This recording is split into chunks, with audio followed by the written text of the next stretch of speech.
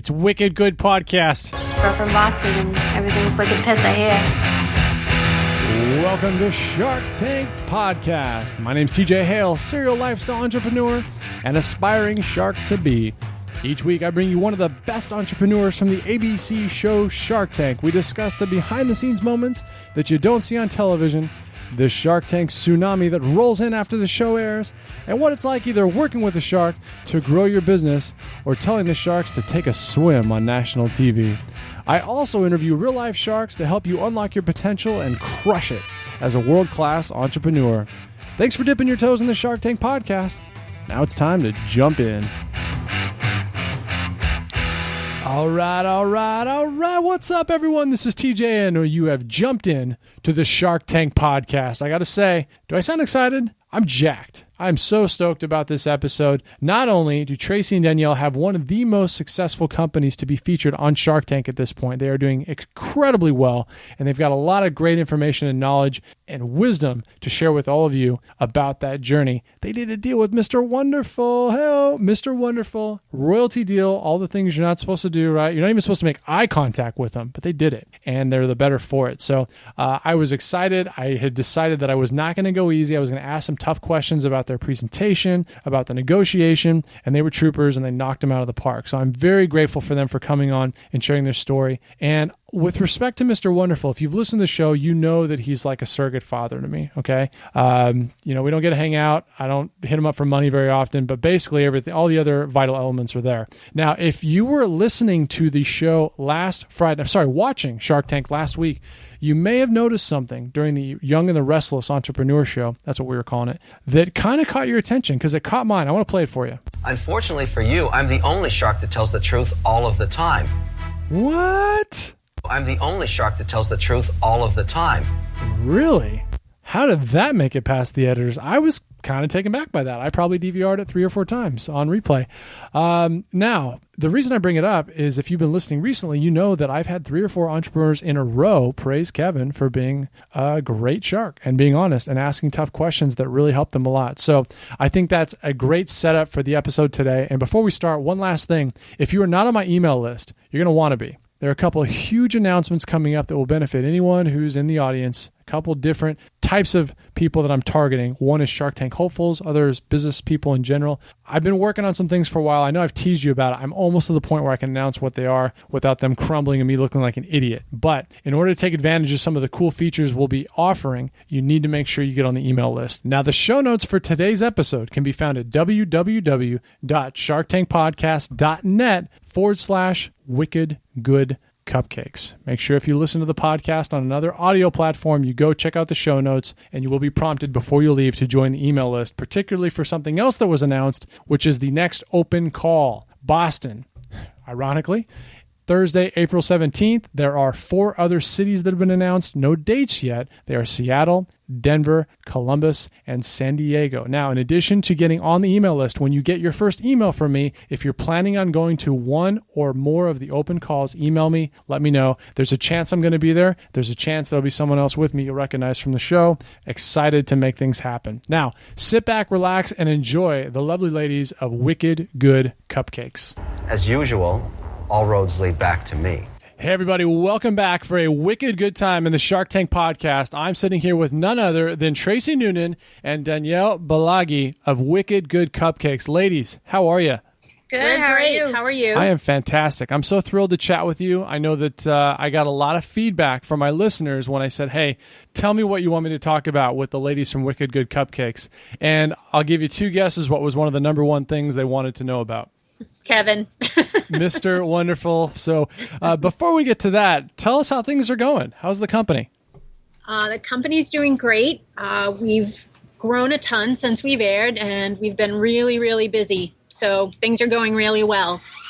Oh, that's great. That's wonderful. And I know that online, when I read about the company, everybody says the product is phenomenal. Tell us a little bit about what's happened since the airing. You aired back on the 25th of April in 2013, so you're coming up on the year mark. Talk to us about what the ride has been like since then. I think mostly what I can say is it's been crazy, as anyone who's been on Shark Tank can attest to. We've grown a ton. last year we had grown 600%, which is, as you know, huge.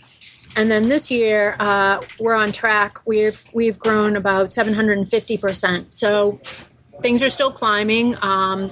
It's being on Shark Tank has given us a chance to expand our product line, hire some customer service people, really address the things that we didn't have in place when we aired. So it's been great for our business. Oh, that's fantastic. So I want to go into a little bit about the story of how you got on the show.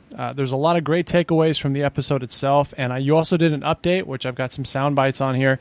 But tell us about how you got on in the first place. Did you want to go on? Did someone have to coax you into it or bribe you? What happened? My mom decided that she wanted to go on Shark Tank, and she sent in an application online to be on the show. Within a week, someone from the casting, Mindy from casting, called us and said that she would like to do our audition tape and to do all our paperwork. And then, so you started the company in 2011. What time frame was this when you actually sent the application in? How long did it take? And then how long did it take to get that accepted? We started our business October 2011, and I sent the application in the following April. So we had been in business just for a couple months, and then Mindy contacted us the first week in May. And you filmed when? We filmed in July. Oh, wow. That was quick. Mm-hmm. Well, that's exciting. So yeah, 9 months in. You know, in the last couple episodes, I've been, especially with Fiberfix, I've been hearing a lot of this Shark Tank anxiety, the Shark Tank jitters. Now, you two seem pretty relaxed, seem pretty calm in there. Maybe it was just good acting. I don't know. But did you have any of those fears that the company was going to get slaughtered on TV, or that the sharks were going to be very unkind to you and damage the brand? Anything like that? I didn't have any fear of them doubting us or telling us our brand was bad, because I knew we had a good product when we walked in there. And as long as we kept everything going smoothly, I knew we would be fine.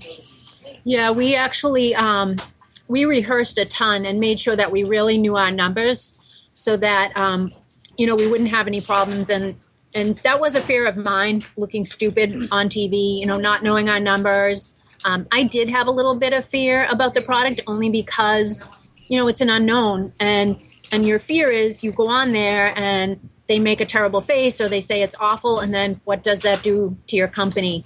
So even though I love our product and I knew our customers loved our product, I still had that fear in the back of my mind for sure. Yeah, Danny was so relaxed. I almost felt like she was there just to comfort you, Tracy. I mean, I got a couple bites here. She was dropping jokes in there and saying Bostonian words that I don't even know what they mean. So we got to spend at least a second on this. It's definitely a risk worth taking. We found that there's a lot of dough to be made from batter. Thank you. That was one of about 3, so I picked that one. But then also this took me for a ride. We're from Boston, and everything's wicked piss, I hear. I have no idea what that means. What is that? That's a real Boston saying for sure. Wicked good, wicked pissa, wicked awesome. Can I tell you, when I was watching, I thought for sure Ben Affleck was going to walk out, like from Good Will Hunting. Yeah, I was expecting him and Matt Damon to walk in behind you guys and go, "Who wants cupcakes?" That would be awesome. We would like that. Yeah, I bet. So, question from a non-Bostonian guy. I have a sister-in-law who's Bostonian and talks very much like Danielle. But my question is, Tracy, you don't have so thick of the accent. Are you not from Boston originally, or is that insulting of me to even say that? I'm from Boston. I lost a lot of my accent because my husband isn't from the area. So when my kids all left the house, and since being married to Scott, I've kind of lost it a little bit, which makes me very sad. You're sad. Well, you could get it back, right? If you wanted to. Couldn't you just start working on it again? Or just hang out with... Sure. You said in the show you're working 14 to 16 hours a day with Danny, so I would think that would pretty much walk it right back in. No? Well, that was way back when. Now our schedule is a little bit different. Oh yeah, tell us how it's changed. When we first started the business, we worked out of my kitchen, and so we were together all the time. Now that we've grown so fast, we have another baking facility. We have a lot of staff, and my husband does all the work now because he's come on board as our CEO. Really? So he quit his job to come work for you? He did. He quit in December of this year. How thrilled is he about that? Or is it more work than he was doing before? Is he trying to get back in? to the old He loves it. He loves a challenge. He's built other businesses before, so we definitely were in a place where we needed him. Danielle and I definitely, we have art school backgrounds. We don't have business backgrounds, so having him come on board was a huge plus for us, and I can see a big difference in the business already. Good for you. Good for you. Now, when you did that, what did Mr. Wonderful say about the husband coming on board? Did he feel like there was a little bit too much family in the building at all times? No, Kevin knows Scott, and Kevin knows Scott's background, so I think he was happy for us that we were getting the help that we needed. Again, on the business end of things, on the tech end of things, on the shipping end of things. It's just not in Danny or my wheelhouse. Gotcha. Well, I want to talk about the episode a little bit. Before I do, I have a couple questions because, as we all know, the show, you're in there for over 45 minutes, maybe longer in your case, and it all gets narrowed down to about 8 minutes. So is there anything that we didn't see in the tank that you feel like maybe we should have? How did you feel about your edit? It's funny. It seems so long ago now. One of the things they did edit out of our pitch was our cupcake jars were confiscated by the TSA in December of 2011, and that kind of put us on the map. That gave us our first big bump, and that was really important for us because when people ordered and then they reordered, it started to give us proof of concept. So that was in our pitch. That was edited out, and that was the first question that we were asked, and we were asked by Robert. I do remember that. Tell us about the TSA and what happened. Interesting. And I know the Sharks don't know much about you when you go in. How did it get brought up? Did he know about that? No, like I said, it was in our pitch. We said something to the effect of they're so good, even the TSA confiscated them or took them. I can't remember exactly, but... So you're the first documented non-complaint about the TSA. That's impressive. No, it gave us tons of press, like international press. There's even a cartoon on YouTube called Cupcakes of Mass Destruction that someone made for us and sent us. It's pretty funny. That is hilarious. So next time I see my excise tax on my ticket, I'm going to think, thank you, Wicked Good Cupcakes. At least someone's getting some benefit out of this. Well, that's great. That's actually really hilarious. So you went in, I thought I thought the session was actually very good, and I thought Kevin was locked in from the beginning. So I'm going to play some sound bites of that. But I know that you have to have deference to him because he's your partner. Was that your optimal deal going in, is working with Kevin, or did you kind of have an open mind about what the outcome would be? We actually, believe it or not, we were hoping that Barbara would be there. She's the foodie for sure. Yeah, exactly. And she helps build a lot of brand. And I think just having watched her over the seasons, I had a good level of comfortability with her. So when we found out it was a Lori day, we were really unsure of how it was going to go. What did you have any idea of? No, I just remember you wishing that Barbara was there because we felt like we could have made a deal with her too. Yeah. I have to say Kevin was probably the last person I would have thought would have invested, which is so funny. It is funny. And did Barbara call you afterwards and say, hey, ditch the Undertaker, we need to talk? Did anything like that happen? Nope. No one called. And actually, we're really thrilled with Kevin, I have to say. Don't get me wrong, I'm a huge Kevin fan, but when Barbara and he spar on video, it almost seems like they're jaded lovers. I mean, I love watching them go at it. So I would have expected Barbara to kind of throw a jab in afterwards and say, hey, ditch this guy and let's do some business. But something I've been hearing a lot lately, and usually during our pre and post game, not so much during the session, is all the entrepreneurs that tell me how much they really enjoy Kevin on the show. He doesn't get a lot of deals done, but one specifically was Susan from Freshly Picked, who had the moccasins, and she told me that she was a huge, huge fan of Kevin, and that I've heard it a few times since then as well. So tell us what it's like working with him. How has it been? Has it met your expectations? Has he been Mr. Wonderful? Tell us about it. Everyone's dying to know. He's a pretty amazing guy to work with. He's always there for us if we ever need him. We can shoot him an email, and in 15 minutes we'll have an answer right back from him. He's very supportive of us. If we have any questions, we can just ask him, and he usually gives us some advice on the situations we're in. Yeah, he's I think the biggest thing I can say is very reachable. send him a text, give him a call, send an email. He gets right back to you, like Danielle said, within 10 to 15 minutes. And his persona is so different in person. He's really kind. He's really fun. I think he's pretty impressed with what we've done, and very supportive of the business. I don't know. He's just been wonderful. No Sums pun it up, right? intended. Yeah, exactly. Here, let me go back a step. And since you have a food product, we have the obligatory tastage, right? We have to hear how the sharks reacted to eating the product for the first time, which I love doing this. Basically, they appeal to anyone with a mouth. Good joke. Thanks, Dan. For you. Oh my God. So good. Thank you, Buttercup. That is one damn good jar of cake. Unbelievable. Look at this. It's gone already. Isn't that a job for you, Mark?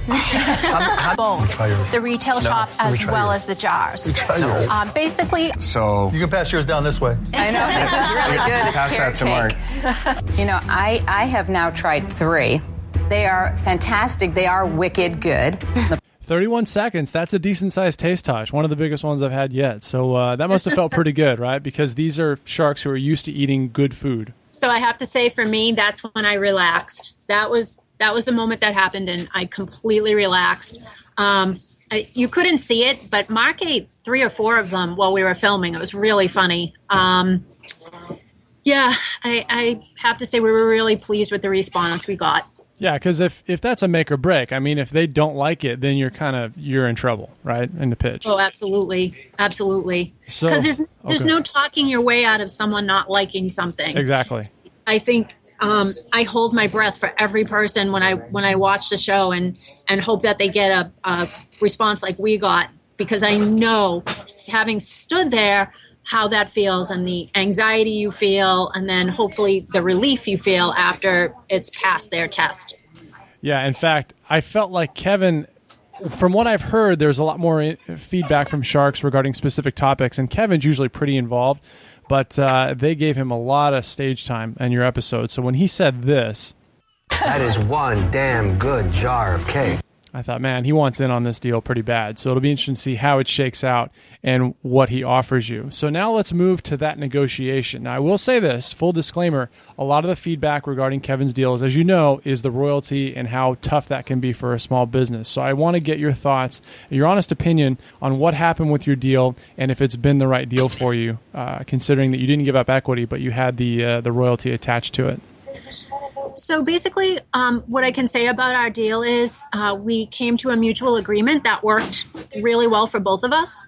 As far as the royalty is concerned, the other thing you didn't see was we called my husband from the hallway, and that was really chaotic. And for some reason, that didn't air. Interesting. Yeah, it was really chaotic.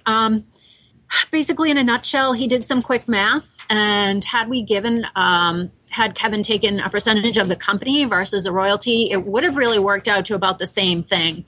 So I think for us, it was the best deal at the time. We paid Kevin back in 6 weeks, so it certainly didn't hurt our bottom line. We're a company that owes no one any money, and we've been that way since the beginning, so I'm really proud to say that. And it was a really good deal. I think what people need to understand with the royalty is what you get from, at least from Kevin, what you get is a lot of support, a lot of help getting extra airtime. He's mentioned us at least on 2 or 3 other episodes of Shark Tank. He's just been phenomenal, and that's worth it to us right there.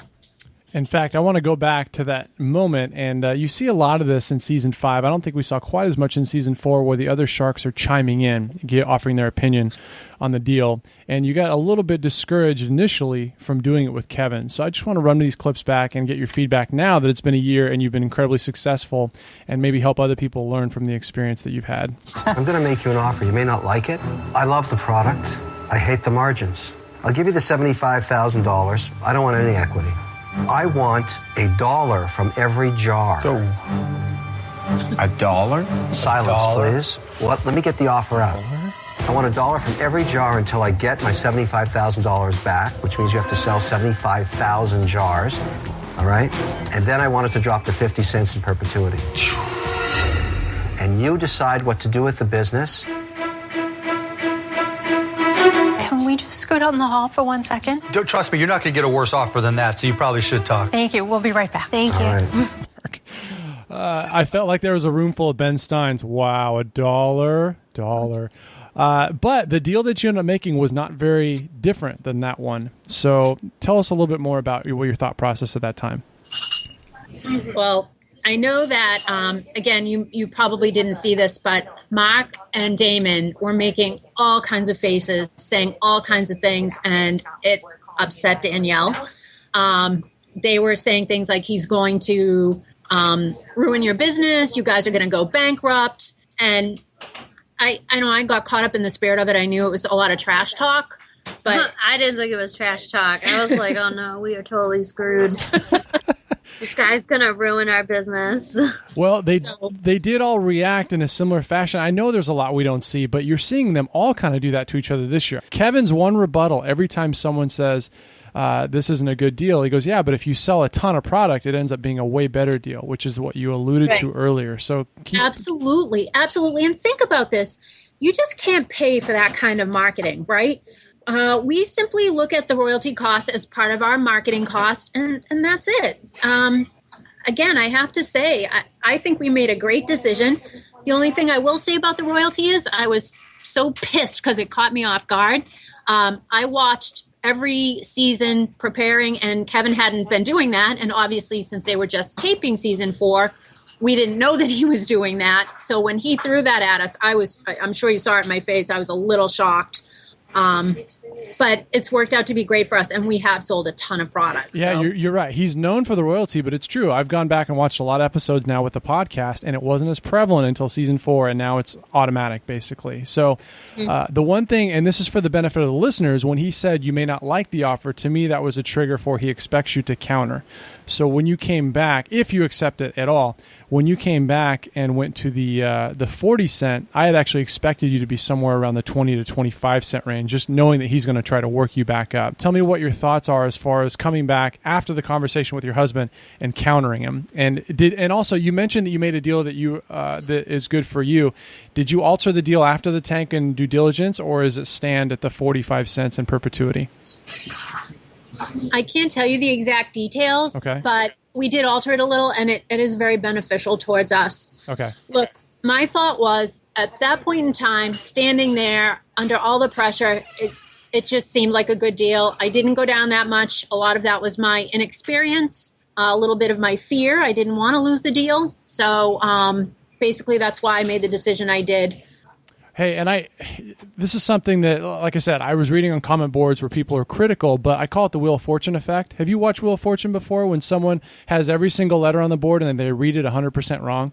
Yep, and I have. Pat goes, oh, that could happen to anybody. And my wife and I would laugh and go, oh, how could that happen? But this is it's not a scenario that is exactly conducive to you making the best decision on the spot with the lights on your face and all 4 sharks and 20 cameras. I get that. So I'm actually glad to hear that after it all settles, you kind of hash it out and make a deal that's even more favorable for you.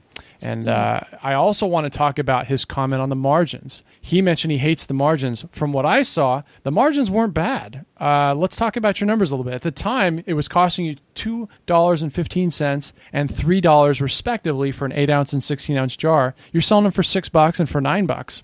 I don't know what your distribution, customer acquisition, marketing was at the time, but it seems like you were humming along with a decent margin. Am I wrong? No, the margins have actually grown for us, and they've gotten a whole lot better. And I have to say, that was thanks to Kevin. Tell me more. I think basically I took it as a challenge. That's my personality. I wanted him to be proud of us. I wanted him to be happy that he invested in us. At the end of the day, he's a billionaire. We don't make him tons of money, but he has seen a lot of growth, and that means a lot to Danny and I, having started this business like we did 2 years ago in our kitchen, not knowing what we were doing. And because of all of our success, we've been able to purchase in larger bulk. So that's really helped our margins. Yeah, and there were some things that got brought up during the show that I wanted to address. The one was the mason jars. Lori actually said, is there a way that you could switch it up or maybe buy cheaper? And you shot down the switch it up immediately and said the mason jar is one of the big draws, which I thought was a great comeback, great rebuttal. Have you been able to, did you go out and say, oh, you know what, they're exactly right, we should look at our sourcing and try to figure that? I mean, did you make any major changes as a result of being on the show immediately? No, just the volume that we buy. Look, with plastic, I get it. We research plastic, but a couple of things you have to keep in mind is, will it alter the taste? And a lot of plastic contains BPA, and that just opens a whole other can of worms. People love the mason jars. It's sort of our signature thing. It's our differentiator, if you will. And we weren't going to change that. That's just the way that we were doing the business. I respect that for sure. And then your sales numbers for starting a business from scratch. And I want to touch on this too, because there's a lot of people in the audience who are doing what you did. They have something they're good at. They have a side hustle. They have something they dream about growing into a business, but it's not there yet. At the time that you filmed, it was mid-year and you had 73,000 in sales. It sounds like from the website, and 150K total from the website and brick and mortar. And you were projecting 360,000. Now this is in your first full year. How did you build it up so quickly to the point where you were profitable and had such good word of mouth? Was that just because of the TSA? Couldn't have been, right? That helped a lot, I have to say. The TSA definitely helped a lot. But we also, we had a great product. We really used our social media platforms, and we're using them even more now, which a lot of entrepreneurs should really consider. It's a free way to advertise, and it's a great way to get word of mouth out there. We had a lot of reorders. When we went into the tank, our reorder rate at the time was around 25%, which is huge. And just our customers and good word of mouth. So I think for a lot of entrepreneurs, the social media thing's scary. They know they should do it. I think a lot of people are nervous they're not doing it correctly. And there's a lot of people out there charging for professional social media services. Which avenue did you take on your road to building the company up? We do all our social media ourselves. Okay. I think one of the things that people, at least that we do, that I think people should consider is you have to learn when to sell and when not to sell. And I think if you're constantly hawking your product instead of giving back to the people who come to you on social media, it's a little bit of a turnoff. At least it is for me. So what we try to do is we show our products. We show pictures of products, obviously. We talk about our products. But then we also, sometimes we'll have contests. Sometimes we'll just have something informational that we put out there. We try to keep it fun. It is, cupcakes after all. It should be fun. And we try to keep it light and just not be doing the hard sell all the time. Yeah, I completely agree with that. I had someone on my show describe it as the picket fence effect. They said treat social media like your neighbors with the person you're advertising to, and you're at the picket fence. Like, what would you talk to them about? How would you interact? Would you say, hey, 10% off, come into my house and I'll make you free cupcakes and you'll love it? You don't do that. You just become their friends, engage them, and really make them feel like you have a relationship, and the natural course is for them to buy from you. So, well, yeah, I think you have to be genuine, right? You have to engage your audience. Sometimes it's fun just to ask a question of them. One morning, I live in Boston, and I took a beautiful picture when I was out walking my dogs of the harbor, and I posted it and said, "Good morning, this is what it's like in Boston." And we had people from all over the world responding, just either putting pictures of where they were waking up or what their day was like. For me, that's how we like to use our social media. I love it. Great tip. Thank you. So we'll go back to one thing that I had to squeeze in here. It's a little out of order, but it's Kevin's main objection. And I didn't, I want to get your thoughts on the Sharks none of the other Sharks made offers, which is surprising considering how good the product was. But this happened to Slausa as well. I can tell you Julie Boucher was actually very hurt that she didn't get more interest than she did, considering how great her pitch was and how much she believed in her product. And I kind of feel the same way about you. Great numbers. You knew your stuff really well. You had the numbers pinned down. But Kevin on the show was the only one who actually put money on the table. Was that true of all the other Sharks and we didn't see it? Or was there anything else that happened there? Yeah, that was true. And I wonder if it wasn't because it was such a new concept. I'm not sure that they were all comfortable with it. I know Laurie's biggest problem was the shelf life. So I think that was a little bit of a stumbling block for her. Robert doesn't like sugar. So anyone going on there with a product that's made with sugar, don't be offended if he doesn't love it. True. Mark definitely didn't get it because I remember him saying, and they cut that out of his response, that it was a little bit, he thought it was more of a local business. And I guess what we've discovered is we've really created sort of a new industry, if you will. Yeah, it's a new niche for sure. Absolutely. And we've had orders come in from all 50 states. So it's really not a localized business. And as a matter of fact, 99% of our business is our online business. So I'm glad you brought that up because that is exactly what I was going to ask you about with respect to Kevin's objection. So let's play it and then we'll dive in. Here we go. Tracy, it's not patented. Someone else can put a cake in a jar and ship it across the country. Absolutely, they could. So tell me what your plan is. How are you going to grow this business quickly so that if I give you $75,000, I get richer? That's all I care about. We want to be the Ben and Jerry's of cupcakes in a jar. So great question. I mean, he's saying anybody else could do this, but nobody else had at that point. So like most Shark Tank companies, did you see competitors pop up overnight as soon as the show aired? Absolutely, we did. I can tell you firsthand, we've been at this for 2 years now, it is a very, very difficult business to scale. The shopping cart that's on our website, if we had actually paid for that, would have cost someone probably $125,000 or more just for the shopping cart. The ordering systems, just, distribution, supply that you manage, trying to learn the ups and downs, busy times, not busy times, and really how to forecast. Don't forget, we aired and we were going into our second year of business. We didn't even know how to forecast or be ready. And you have to be able to move quickly on your feet when you start getting the amount of orders that we did and be prepared. We took a lot of care developing this product. We had our jars tested at the Cornell University Food Safety Lab.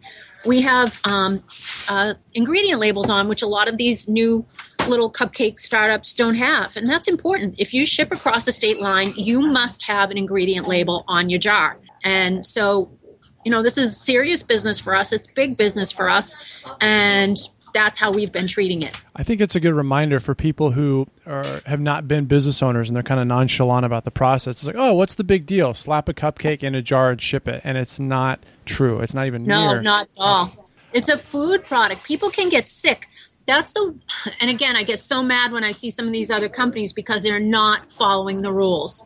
And you have the responsibility of keeping your customers safe. And it's not just some cute little thing that we do. There's a whole science behind it. And again, anyone who is getting into food needs to know all the state and federal laws regarding food and shipping food. Now, when you talk about exploding and the challenges that brings, I want to go into your update session because you had one air in September, which is great. I think you kicked off season 5, right? Were you the first episode? Yes, we were. That's exciting because that traffic for that show was phenomenal. So you get the first update of the season and you just have walloping numbers, which is always funny because you have the projection. I love it when companies go, this is what we're going to sell this year. Because once you go on Shark Tank, usually that number takes a drastic change for the better. Your projection was 360,000 in 2013, and you're about halfway through the year. You know what? Let me play the clip first, and then we'll talk about what's happened to the company since because it's great stuff. Here we go. And I didn't cut it down. I just played it all because it's fantastic. New bakery, which is super exciting. We have 40 more employees now, and it just feels so good to employ a lot of people. Before airing on Shark Tank, we had done $150,000 in sales in 9 months. After airing on Shark Tank, we did $230,000 in sales in 1 week. Whoa. We're up to $700,000 in sales, and it looks like we'll close in on $2 million this year. That's a ton of money. Ladies! When we first took the deal with Kevin, it pretty much felt like we were making a deal with the devil, but he's like a little angel in disguise. $700,000 since the show. And you paid me back my full $75,000. That's what Shark Tank's all about. Those are huge numbers. Our Shark Tank experience was a big risk, but a really well-calculated risk. Everything that we've worked so hard to achieve has been completely validated. All right, I'm selling cupcakes. Wicked Good Cupcakes. The great thing about Shark Tank is it changes lives. When you back a successful entrepreneur and create 40 jobs, you're creating the new America. This is what it's all about. I think people saw that and said, wait a minute, Kevin's so nice and so likable. What is going on? Like, just great update. I had to play the whole thing. It was phenomenal. Huge sales, great relationship with Kevin, new store open. Tell us about the Shark Tank effect for you. How amazing has it been? It's been just that amazing. I like to think of it as the gift that keeps on giving, because every time you air, you just have these incredible spikes in your business. And I have to say that follow-up was perfect timing for us, because it was a great segue into the holiday season. And we've done a lot of work trying to build up our relationships with our corporate customers, and it was perfect. It could not have been any better. Now, are you going to see a lull? It's Valentine's Day just passed, so are you going to get a break? Like, can you go to the Caribbean for a week or two now, or are you working up for Flag Day? How's the seasonality of your business look? Valentine's was crazy, and it's dropped off a little, but not a lot, I have to say. We have new product coming out, which is going to be launched in March, and then we're going to go into Easter and Mother's Day. And I guess one of the things that you need to remember with our product is everybody has a birthday every day. Our corporate customers have marketing campaigns, they have conventions, they have business meetings, they have thank yous to send. We truly are busy, and we're just so grateful. I was thinking about, a lot of people say, well, it's better to go on Shark Tank and just not take the deal because you're going to get the exposure, you're going to get the same net effect. I think here's actually a good example of when that's not correct. And tell me your thoughts on this. You have 40 more employees, you have a third retail store, you had $2 million in projected sales, and you did $230,000 in 1 week. Now, Kevin probably was instrumental in making sure that went smoothly. How do you think that would have? Would you have been prepared for that if you were on your own? It's the recurring business really that comes from being on Shark Tank. Kevin's really helped us and guided us through a lot of places that we were uncertain how to go forward.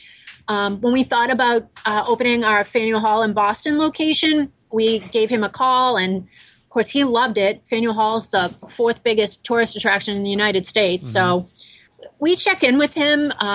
We run ideas past him. He's just been great. The whole experience has been wonderful for us. Well, when I heard $230,000 1 week, I almost thought I would see Kevin in a baker hat, like in there pouring flour into the KitchenAid. That's humongous number overnight. It's fantastic. Yeah. I'm on Instagram now, and I've noticed a lot of the Instagram crowd are what you would call the mommy bloggers, the side hustle entrepreneurs. It's a lot of the ladies who are trying to figure out how they can do something similar to what you've done. Hey, they have a talent, a skill, and they want to make it into a legitimate business. Can you speak to them for a little bit and really just talk about the things that you've learned and what your advice is for people trying to make that dream happen? For me, one of the biggest things that I learned is I can't do it all myself. I'm a wicked micromanager. I'm type A personality. Yeah, type A all the way. What about you, Danny? Are you an alpha? Or are you kind of more the background workhorse? I'm the background workhorse all day. Yeah, and that works for a while, but I really think anyone who tries to do just that, to do every position, is setting themselves up to fail, because you literally just cannot do it all. I think another thing that you have to keep in mind is you need to be passionate about what you do. You really have to like what you do. You can't just pick a business, pick an industry and say, I'm going to do this so I can make $1 million, because it just doesn't work. If you don't have that passion, you're not going to be able to get through those long nights or, a year of not being paid or any of the other difficult parts of starting a business. I don't know. No, that's a great point. This juxtaposition of these people who believe that you have to do those things to be successful, but you look at the sharks, they don't by any means come close to running every aspect of their business. In fact, the further they are away from doing it with their own hands, the more profitable it is for them. So anytime I hear people who take a lot of pride in being able to do everything, I go, you know what, you're holding yourself back. Like, you're never going to be able to scale a business where you have to be involved in everything. Yeah, and you have to make your business economically sound. One of the things that my husband was really good at was always reminding us that cash is king. Again, we're a business that owes nobody any money. And I was the type who wanted to go out and spend $5 on a business card when that wasn't necessary. And I think a lot of businesses make that mistake. They spend way, way too much in the beginning. And if they're doing well, but then hit a point where, cash flow is a little bit tight, they've not given themselves any padding. And that's when a lot of businesses fail, is that little downturn when they don't have any cash coming in because they don't have any cash put away. Okay, so if you're a business, I'm not saying specifically one of these mommy bloggers or super moms, I call them, but if you're starting out, like let's say tomorrow you woke up, Wicked Good Cupcakes was gone, but you still had all the knowledge and experience and the contacts, what's the first thing you would do to start the new business up? You don't have a lot of money, you just have a lot of passion, drive, and you want to start from scratch. What do you do? Oh, that's really hard. Because you're speaking to people that feel like they're in that situation. So what's the most important thing that's going to get you started, or something like you feel like you would do differently in your own business? I think, again, I would need to pick a business where I could be the best in the world at it. I was passionate about it, and it was economically sound. Those three things. Because that's what gets you through the first year, for sure. First year for us was tough. Danielle and I didn't take any pay. We worked 7 days a week. Danielle especially suffered more because she gave up a lot of her social life because she was always working. And at the time, being 23 years old and not going out on the weekend and having to work all the time, she really proved to me that she was definitely dedicated to the business and was willing to do all the hard work that goes in. And I think a lot of people think they're ready to do that, but they really aren't. So they need to question before they start to do anything and invest emotion and money in it. Are they really willing to sacrifice to start a business? Her social life was the social media manager of Wicked Good Cupcakes, right? That's where all her socializing was happening. Yeah, exactly. It's an incredible story. It's fascinating. I love that you have a great working relationship with Kevin, because I think in some ways he's very underappreciated. I love him. The whole Simon Cowell thing, yeah, that's cool too, because I feel like that's how I would act, but I hear really good things from everyone. So I'm glad that you've verified that that's the case. And last thing I want to ask you is in regard to your business going forward. I think one of the big challenges that I hear when a business is growing is, what direction do you take it? In what areas do you leverage the business for additional income streams? Are you sticking with the product that works? Are you branching out? Do you sell other things in your retail stores? Help me understand the big picture for Wicked Good Cupcakes. So what we're doing now is we're developing new product. So the jar was our differentiator, and in keeping with that, the end of March we'll be rolling out cheesecake in jars. We'll have 7 flavors, and we'll have rotating seasonal flavors. And right now we're just finishing up with the packaging. Obviously, they have to be shipped frozen, and we have to make sure that everything ships that way. We have to be responsible. So that's coming out. And then we have a French pastry chef who is doing a lot of our product development. And we have French macarons that are coming out. We'll have cake balls soon down the road, and just a lot of different things that are really fun and gifty, because I think we're turning into a gifting company. We're not a cupcake company anymore. So that's sort of the direction that we're taking.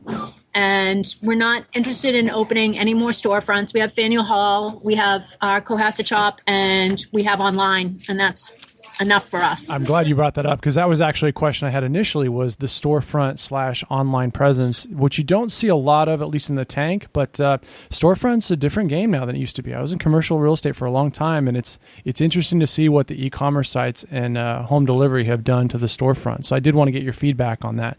I guess with Nathaniel Hall, you probably can't go wrong, right? But no, I mean that, and again, that's that's a space that we use as a marketing tool because Right. tourists come there from all over the country, really all over the world, and they bring us home with them. And then they go to our online store and they order.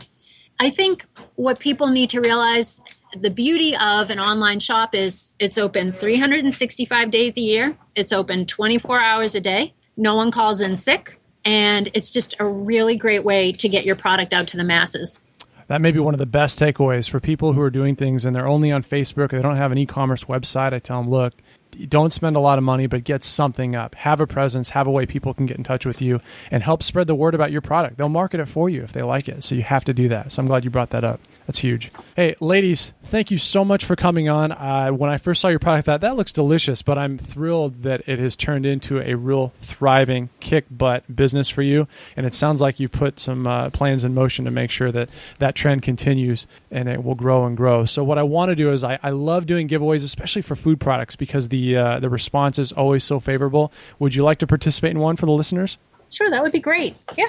Hey, congratulations. Do you have any projections for this year? I know they're tough to make, but what are you on track to do in 2014? We're projecting right now 3.5 million. Oh, goodness. That's wonderful. That's so wonderful. Well, thank you for sharing your story, for your inspirational background, and for helping motivate those in the Shark Tank audience to go out and try to have the success and now the lifestyle that you've had. I appreciate it, and best of luck with you and Danny and Kevin and making it work. It's wicked awesome. Thank you so much. All right, let's hear it for Tracy and Danielle. I kind of lost Danielle for a little while during the session. There was so much noise and phone calls and cupcakes being baked. I have this feeling like Danielle was working while we were doing the session. That seems to be her personality. I bet she got a lot done while we were chatting, and I'm cool with that because I thought it was a great chat. I hope you enjoyed it. If you did, do me a favor, go on Twitter, go on Facebook, go on Instagram, go somewhere where you can reach out to Wicked Good Cupcakes. Let them know you enjoyed what they had to say and what they had to share. You can do the same for Kevin if you want, but guess what? He's got a huge ego. He's not going to care one way or the other. Who knows? He might. A couple things that stood out to me as I listened to it again. One of the, anytime a company goes in and knows their numbers and has a good presentation and doesn't generate that much interest to the Sharks, you may have thought I was being brazen when I mentioned they didn't get any other offers, but I did think it was odd. I mean, they had a good product, they had good numbers, they had pretty good margins, didn't generate a lot of interest, and that happens from time to time. We've talked about it on the show, so that's something you have to be prepared for. Additional products, I thought cake balls sounded amazing, but it's fun to see the company go through this kind of transformation. You add additional income streams, you capture additional sources of revenue based on capacity you already have and products that the market tells you that they want. And so it's always fun to talk about what those look like and watch the numbers go up. I mean, $3.5 million this year selling cupcakes. Holy smokes. But Tracy mentioned they're making a transition. They're going to be a gifting company, not a cupcake company. So that's really exciting. It'll be fun to see where they go. And also we got to give a lot of credit to where it's due with Mr. Wonderful helping that take place and guiding them along the way.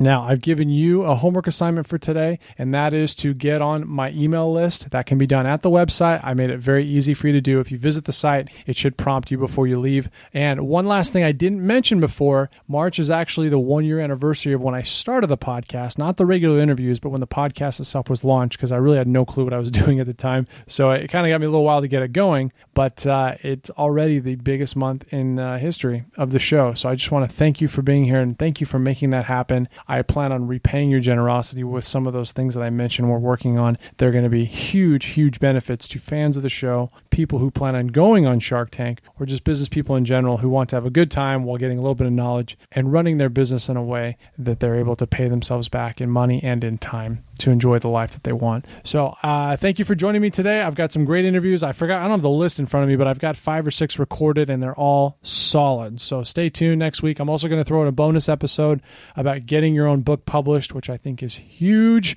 If you've got niche expertise or if you've had a goal to always write a book, it's never been easier. I'm going to help you achieve that. Or my guest, I should say, is going to help you, but I'm going to encourage you to make that happen. And so once again, I want to thank you for being here. Get on the email list. And one other thing you can do for me, tell someone you know about Shark Tank Podcast. Get them over here. Let's get them listening. And let's get them taking the next step to making big things happen with their entrepreneurial dreams.